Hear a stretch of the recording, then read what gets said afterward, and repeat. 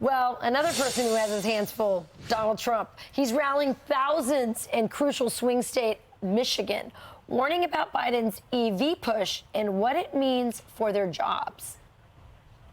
Biden's ridiculous electric vehicle mandate and his Green New Scam are these are what they're pushing. The Green New Scam.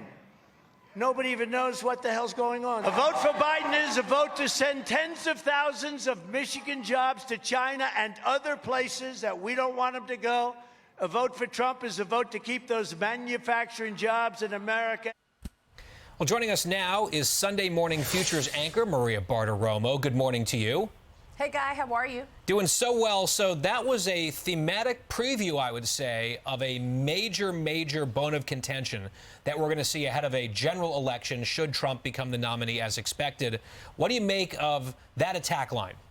Well, sure. These are completely different ways to govern. And I think the EV push that is coming out of this administration is part of a larger grand scale policy of the climate change agenda, something that the Democrats have been telling us is the #1 existential threat to America. And I think most people, frankly, would disagree with that. And they would say the biggest threat to America right now are the threats to our national security. That is why Republicans are saying secure the border. That is why Republicans are talking about the number of Chinese nationals coming in, and they want an investigation there. They want the fentanyl to come into that's coming into America to stop, and they want an end to the two systems of justice, the two different approaches to the law.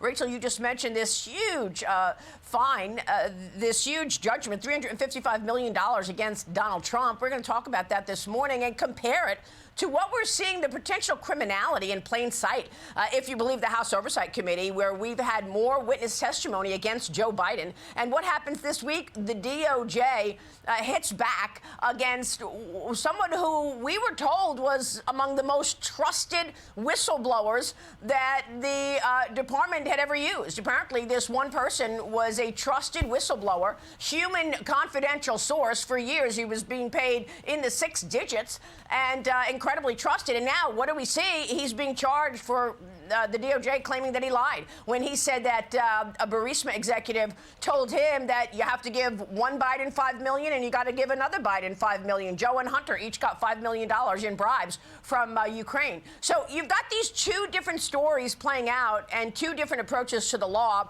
while the Biden administration claims that climate change and the answer to climate change, EVs and so many other things, are the existential threat to this country. I'm Steve Doocy. I'm Brian Kilmeade. And I'm Ainsley Earhart. And click here to subscribe to the Fox News YouTube page to catch our hottest interviews and most compelling analysis.